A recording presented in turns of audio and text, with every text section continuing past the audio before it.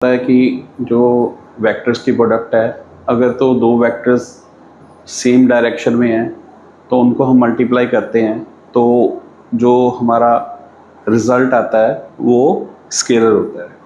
अगर दो vectors same direction में ना होके परपेंडिकुलर है, उनको मल्टीप्लाई करेंगे तो जो प्रोडक्ट आएगी वो वेक्टर प्रोडक्ट होगी। जैसे कि हमारे पास फोर्स इनटू डिस्टेंस है, एक फोर्स एंड डिस्टेंस है, इसकी दो मल्टीप्लिकेशंस पॉसिबल है। एक सेम डायरेक्शन में, अगर सेम डायरेक्शन में करेंगे तो हमारा जो रिजल्ट आएगा दैट इज वर्क, वो स्केलर होगा। फोर्स भी इसी डायरेक्शन में है, ये भी इसी डायरेक्शन में है, तो वो होगा स्केलर। लेकिन अगर इसको मल्टीप्लाई करते हैं हम परपेंडिकुलर मान के, दोनों एक दूसरे के परपेंडिकुलर है, तो उसका रिजल्ट जो होगा वो टॉर्क होगा और वो वेक्टर होगा। मींस अगर वेक्टर प्रोडक्ट का मतलब क्या है कि हमारे पास मल्टीप्लिकेशन के बाद जो रिजल्ट आ रहा है वो वेक्टर आ रहा है। तो इसको हम कैसे करेंगे, वेक्टर प्रोडक्ट कैसे निकालेंगे, मैं आपको बताता हूं। जैसे हमारे पास दो वेक्टर्स हैं, वेक्टर ए, वेक्टर बी।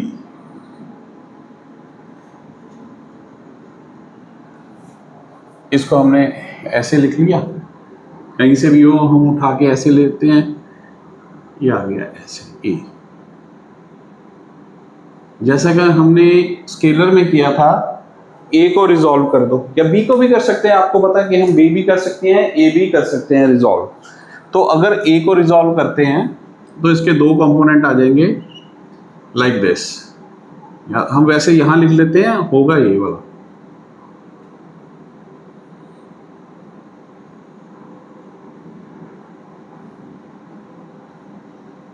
ये ए कॉस थीटा होगा, ये ए साइन थीटा होगा। जब हमने वेक्टर प्रोडक्ट निकालनी है तो हमारी क्या होगी, ए, और इसकी नोटेशन हम इसमें डॉट नहीं डालते, हम क्रॉस डालते हैं। इसको वेक्टर प्रोडक्ट भी कहते हैं और क्रॉस प्रोडक्ट भी कह देते हैं इसको। तो बी को किसके साथ मल्टीप्लाई किया, बी ए साइन थीटा, क्योंकि हमारे पास दो कंपोनेंट है ए के, ए कॉस थीटा और ए साइन थीटा, और हमने बी के जो है इसका परपेंडिकुलर जो कंपोनेंट है उससे मल्टीप्लाई करेंगे, तो ये जो प्रोडक्ट आई हमारी वेक्टर आई।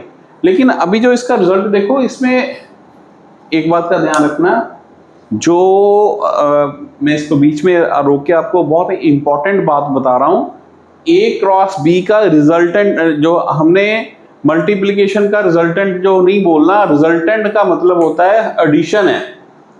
वेक्टर्स में रिजल्टेंट हमेशा एडिशन ऑफ वेक्टर के साथ निकलता है, और जब प्रोडक्ट के हम यूज करेंगे, जो वर्ड यूज करते हैं हम, ए और बी की प्रोडक्ट यूज करते हैं, रिजल्टेंट नहीं। ए और बी का रिजल्टेंट मींस हमने उनको ऐड किया है। अब यहाँ पे हम ऐड नहीं कर रहे, हम मल्टीप्लाई कर रहे हैं। तो यहाँ पे हम देखो, अब वापस इस पे आते हैं, A cross B, A B sine theta. हम कह रहे हैं कि ये क्वांटिटी जो ये हमारा जो आया रिजल्ट, ये वेक्टर है, और ये वेक्टर तो दिखाई नहीं दे रहा क्योंकि ए मैग्नीट्यूड है, बी मैग्नीट्यूड है, साइन थीटा एक रेशो है, और ये वेक्टर तो लग ही नहीं रहा।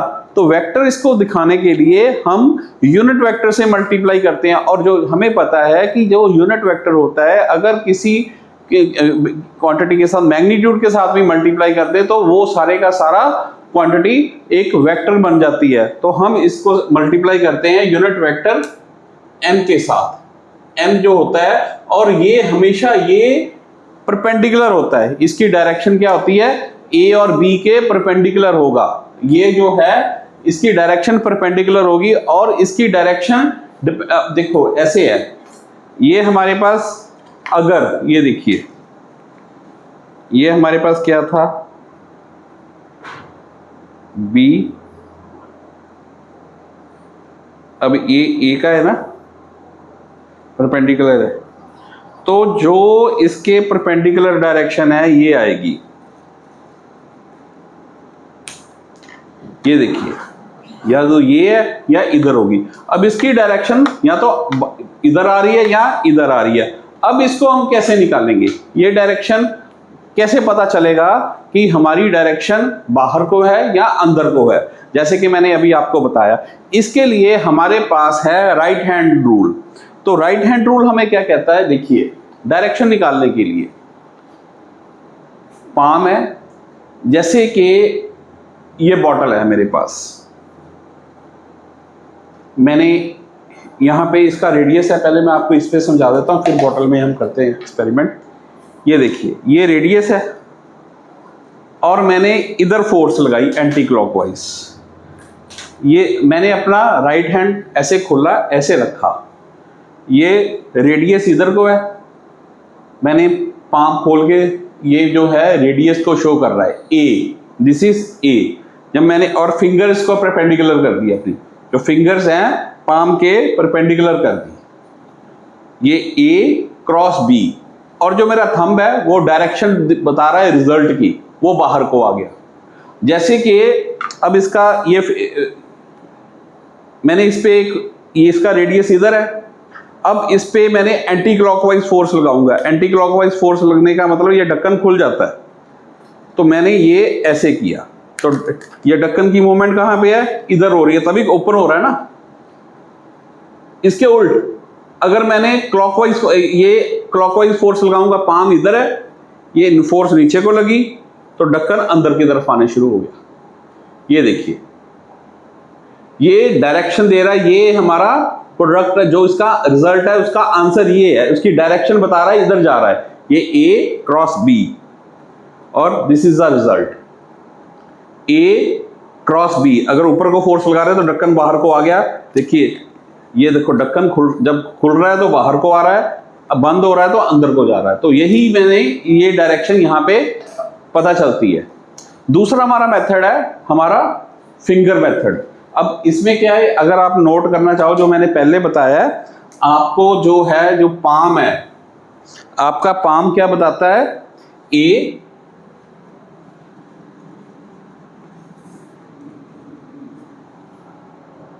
पाम बताएगा vector A, fingers vector B, हम रिजल्ट बताएगा ए क्रॉस बी। सिमिलरली एक इसका और मेथड है हमारे पास, इंडेक्स फिंगर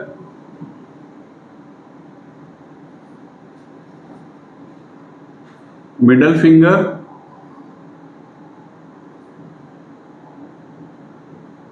और thumb, A B and A cross B. ये जो है ये कैसे हमने देखना है, देखिए सेम इसी पे लगेगी, या बॉटल पे लगा लूँ, इस पे मैंने ये हमारा ए रेडियस, ये हमारी फोर्स लगी एंटी क्लॉकवाइज, तो ढक्कन बाहर को आया, ये देखिए, ठीक है।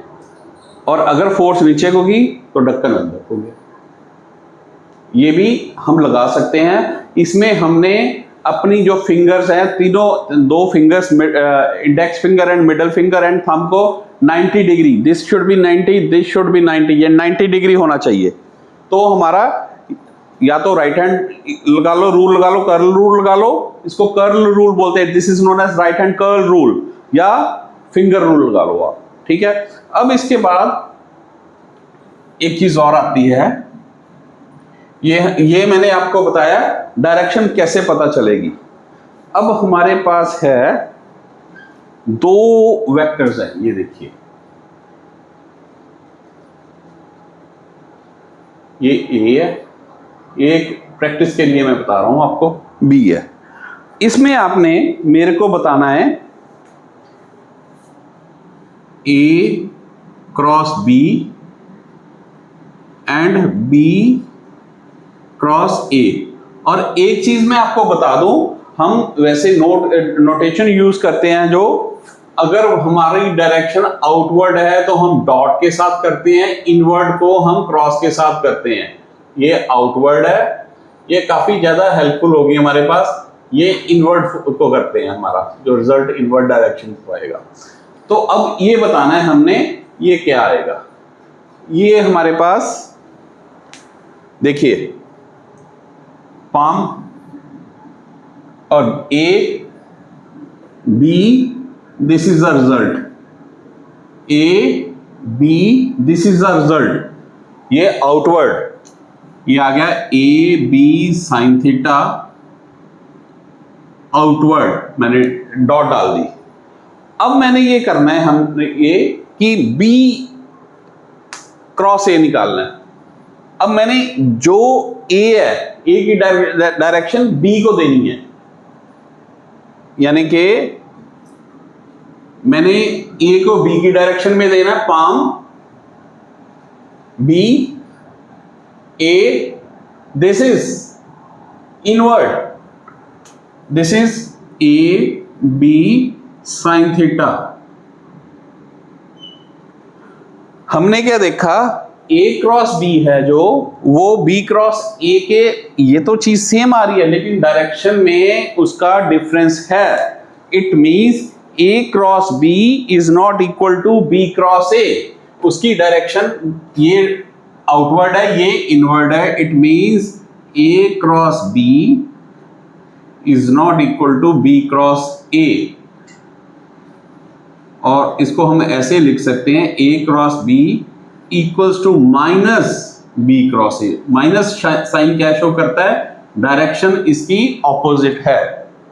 हमें पता है कि जो ए डॉट बी है, A dot B equals to B dot A, commutative है ये, लेकिन क्रॉस प्रोडक्ट जो है क्यूमुटेटिव नहीं है, सेम नहीं आएगी। इसमें सेम क्यों है, इसमें मैग्नीट्यूड है सिर्फ, जो डॉट प्रोडक्ट है उसमें सिर्फ मैग्नीट्यूड आता है, क्योंकि हमारी वो स्केलर है, उसका जो रिजल्ट आता है वो स्केलर है। और हमारी जो क्रॉस प्रोडक्ट है उसमें हमें डायरेक्शन भी इंपॉर्टेंट है, इसलिए ये क्यूमुटेटिव नहीं है। ये क्लियर हो गया। अब नेक्स्ट है हमारा, ये बताओ आप, एरिया जो है वो वेक्टर है या नहीं है। इज एरिया वेक्टर, क्या एरिया वेक्टर है, इज एरिया अ वेक्टर, ये क्वेश्चन है मेरा। एरिया वेक्टर है या स्केलर है, चलो इसका पता करते हैं। हमारे पास एक पैरेललोग्राम ड्रॉ करते हैं।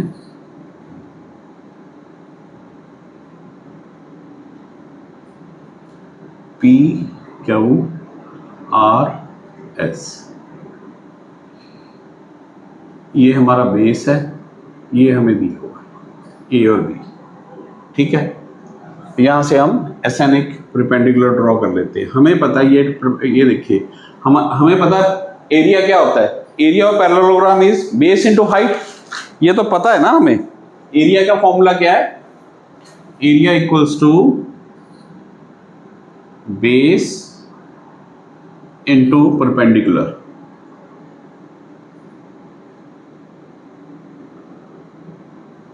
तो इसमें परपेंडिकुलर ये है। अब इसमें परपेंडिकुलर निकालना है तो हमें देखना पड़ेगा in triangle, right angle triangle है ये, in right angled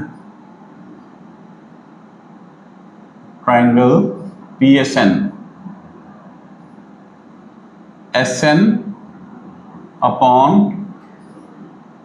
SP equals to A is equals to sin theta, P, this is P upon H, SN equals to A sin theta। हमारे पास ये आ गया A sin theta। तो हमारा जो area क्या आया, हमें पता base according to formula B in A sin theta means this is AB sin theta।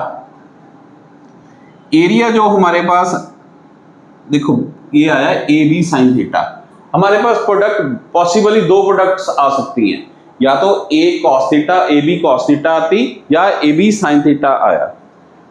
जो हमने फॉर्मूला लगाया, क्योंकि हमें मैथमेटिक्स के अकॉर्डिंगली हमारा जो एरिया है वो बेस इनटू हाइट होता है या परपेंडिकुलर होता है, तो हमने इसको लिया जो परपेंडिकुलर है, सेम डायरेक्शन को लिया। अगर सेम डायरेक्शन को लेते तो बी ए कॉस थीटा नहीं हमने प्रेफर किया, हमने ए कॉस थीटा नहीं प्रेफर किया, हमने according to formula A sine theta किया।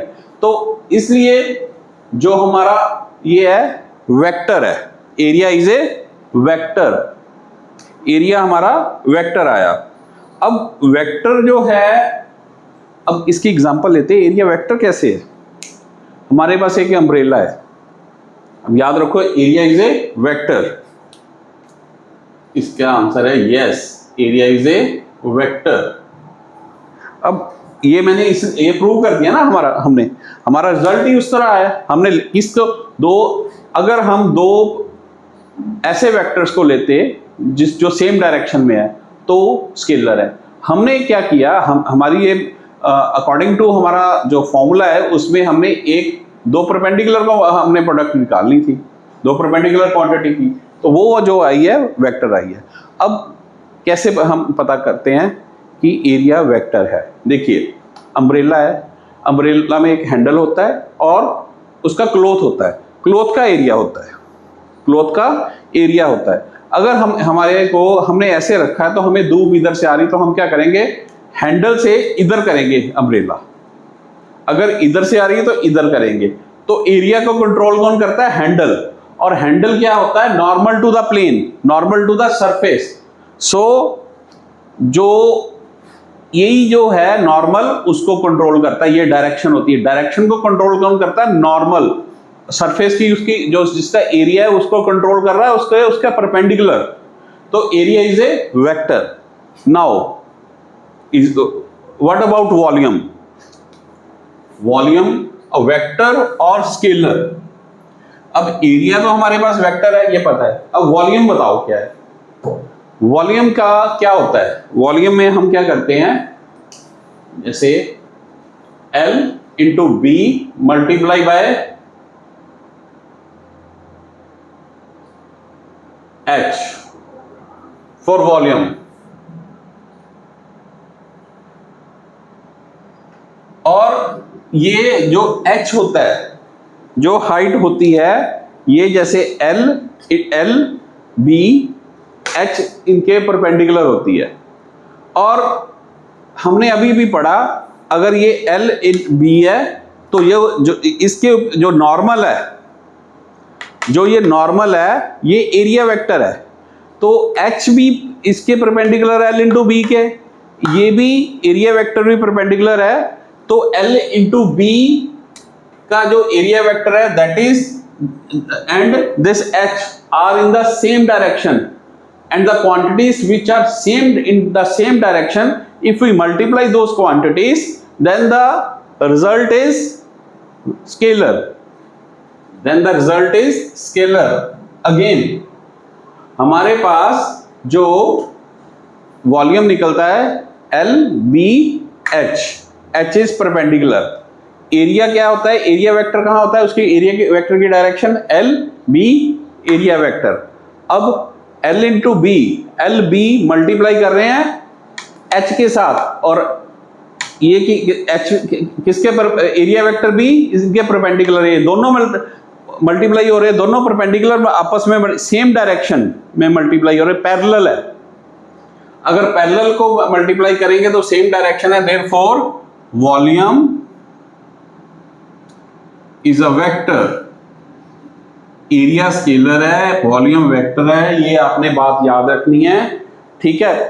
अब next is product, vector product of two unit vectors. अब यूनिट वेक्टर्स की वेक्टर प्रोडक्ट निकालते हैं। नेक्स्ट इज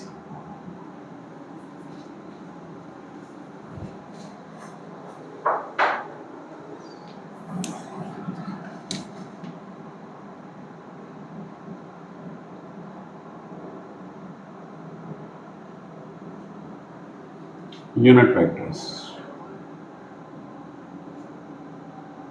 जैसे I क्रॉस I, अब ये देखिए I cross I, that is 1 1, angle is sin theta 0 0, j cross j same 0, k cross k 1 1 sin 0, मैं इसको भी लिख देता हूँ 1 1 sin 0 is 0, hence I cross I equals to j cross j equals to k cross k equals to 0.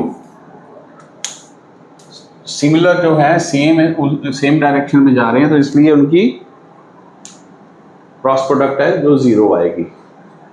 ठीक है, now अब करते हैं हम I क्रॉस j,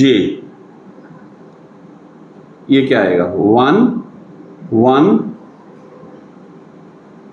sin 90, और इनके परपेंडिकुलर क्या आएगा k, इनके परपेंडिकुलर क्या आएगा k, तो ये आ जाएगा I cross j equals to k, therefore I cross j equals to k। Similarly j cross k 1 1 sin 90 equals to j cross k I,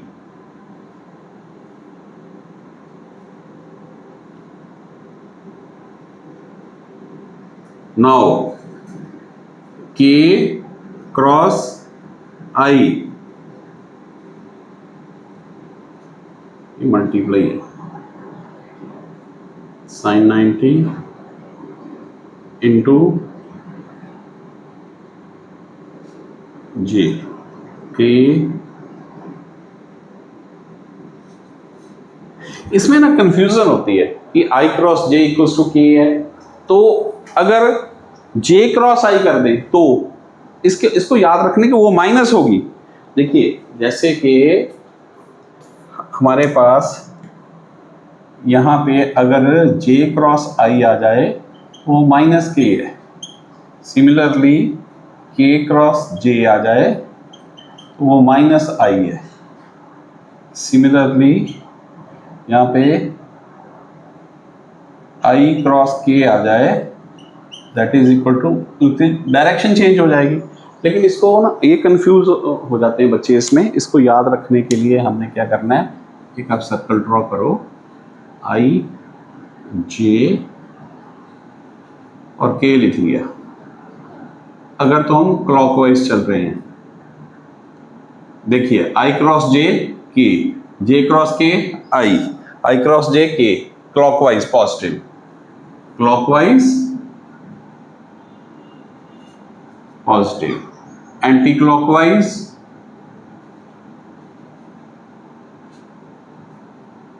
negative. ठीक है, अब इसका एक कोई भी हम ले लेते हैं, इसकी मल्टी करते कैसे हैं इसको, अगर हमारे पास डेटा दिया हुआ है तो उसको कैसे करेंगे, ये देखिए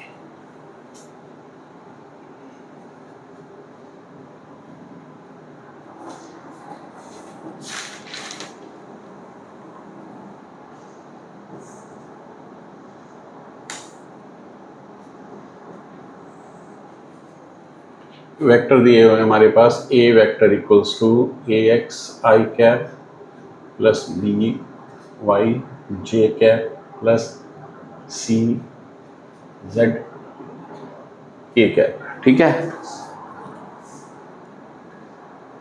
e रख लें इसमें, sorry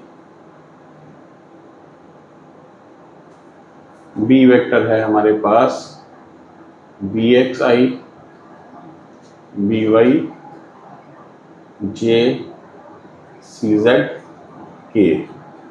now a cross b कैसे निकालेंगे, तो इसका मैट्रिसेस मेथड है वही करेंगे। इसका सबसे इजी मेथड वही है a क्रॉस b। घर तो हम दूसरे तरीके से भी सकते हैं, देखो चलो पहले मैं दोनों ही मेथड करवा देता हूँ। ये देखिए इसको क्या करेंगे, a क्रॉस बी, ये आई जे ए एक्स बी एक्स आई 0, आई क्रॉस आई, मैं चलो पूरा लिख ही देता हूँ, ये आ जाएगा प्लस ए एक्स बी वाई आई क्रॉस जे। ठीक है, इसको अगर पूरा करेंगे आई क्रॉस के करेंगे, ये सारा ना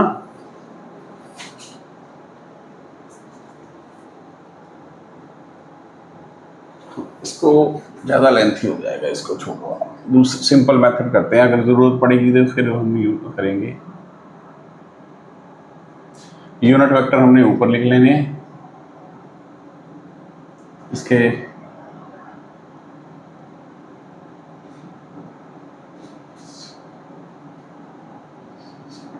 ऐसे लिख लेना हमने। ठीक है, अब हमने ये सी नहीं आएगा, यहाँ पे बी जेड आएगा। ये देखो, तो मैट्रिसेस सिंपल है, जब हमने पहले का निकालना है तो आपस में मल्टीप्लाई कर दो, ऐसे इनको मल्टीप्लाई कर देंगे, बाहर ये आ जाएगा। तो इसका जो आंसर आएगा दैट इज इक्वल टू, इसका मैट्रिसेस मल्टीप्लिकेशन है, ये आप इसमें कर लेना, A X B Y into K minus A X B Z, यह आएगा जे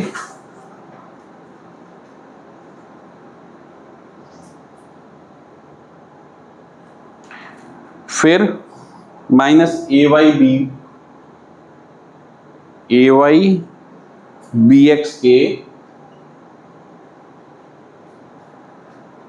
plus A Y B Z I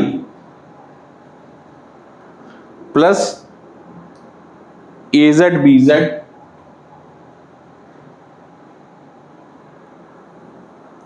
J minus A Z B Y I. अब इसको एक बार करके देख लेना,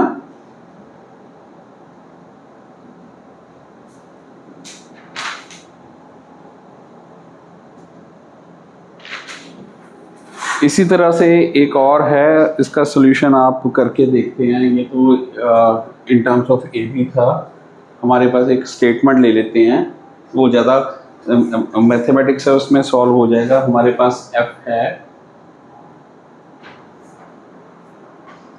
-3i, वीडियो लेंथी हो जानी थी इसलिए मैंने इनके सॉल्यूशन नहीं किए, इसका सॉल्यूशन कर लेंगे, प्लस जे प्लस 5k और r है हमारे पास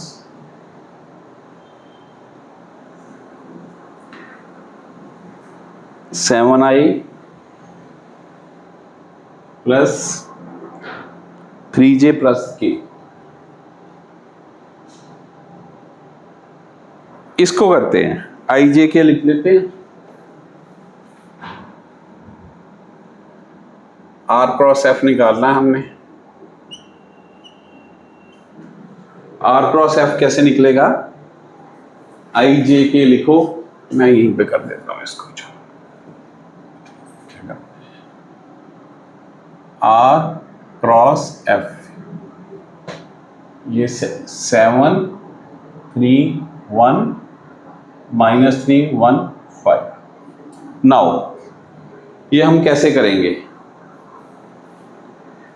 देखिए सबसे पहले इसको मास्क कर लो, 15 ये हमारा इधर जाता है, आई बाहर आ जाएगा, 15 -1 यहाँ पे प्लस होता है। मैं इसको एक और, ये स्टैंडर्ड है इसका याद करने का, ये यहाँ पे प्लस आएगा, माइनस प्लस, यहाँ पे प्लस आ गया, अब ये माइनस हम डालेंगे,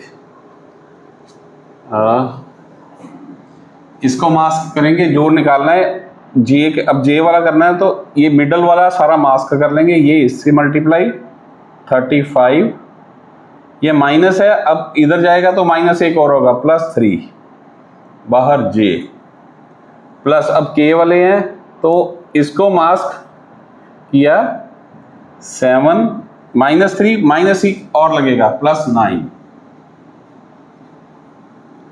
ये आ जाएगा हमारा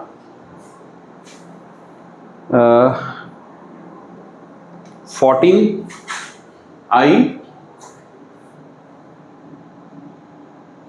-38j +16k। ठीक है, चलो एक बार फिर मैं इसको आपको समझाता हूं कैसे किया। ये देखिए, इसको मैं इरेज कर देता हूं ताकि आपको ये एक बार क्लियर हो जाए। ये देखिए, हमारे पास डेटा दिया हुआ था, हमने r क्रॉस f निकालना, तो जो ये पहला ओ लिखेंगे, क्योंकि हमें पता है r cross f is not equal to f cross r, तो हमने इसके कोफिशिएंट्स ऐसे लिख दिए। सबसे ऊपर पहले लिख लिया ijk, तो ijk के जब लिखते हैं ना तो ये भी साथ लिख देते हैं प्लस माइनस प्लस। अब जब i करना है तो i लिखेंगे, साथ में प्लस आएगा, इसको मास्क किया, बचे क्या, ये देखिए 5, ये वाला एक बच गया हमारे पास, ये क्रॉस मल्टीप्लाई 5 3 जा 15। अब 1 है यहाँ माइनस, ये जाना इधर है, हमने क्रॉस मल्टीप्लाई करना और एक माइनस हमने अपनी तरफ से लगाना है। ठीक है, उसके बाद j वाला, ये मिडिल टर्म हमारी बिल्कुल खत्म हो जाएगी, दिखेगी नहीं हमें। हमें दिख रहा है 5 और 7 35 और -3 1। अब -3 को -1 करेंगे, ये माइनस माइनस +3 हो जाएगा, लेकिन ये वाला माइनस हमने भूलना नहीं, यहां माइनस बाहर लगेगा। सिमिलरली के जब करना है तो प्लस यहां पे लगेगा, के लिखेंगे। अब दिखाई क्या दे रहा है, एक 7 और एक -3 3 और माइनस, फिर माइनस माइनस +9 और ये आ गया हमारे पास। इसका जो क्रॉस मल्टीप्लिकेशन है, this is the best method. ये हमारा ऑलमोस्ट टॉपिक कंप्लीट हो गया। अब हमें क्या क्या चीजें क्लियर होगी, देखिए इसमें कुछ क्वेश्चन बनते हैं। अगर वेक्टर्स पैरेलल हैं तो हमें याद रखना है, if two vectors are parallel then their cross product is 0. Things to remember: if two vectors are parallel, if two vectors are parallel, then their cross product is 0.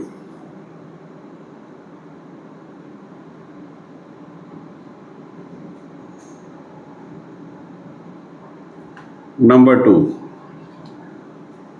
एक इसमें एक और test of parallelism. Test of parallel क्या है, कैसे test करोगे दो vector parallel है, उनकी क्रॉस प्रोडक्ट 0 आ जाएगी। फिर test of perpendicularity, test of perpendicularity,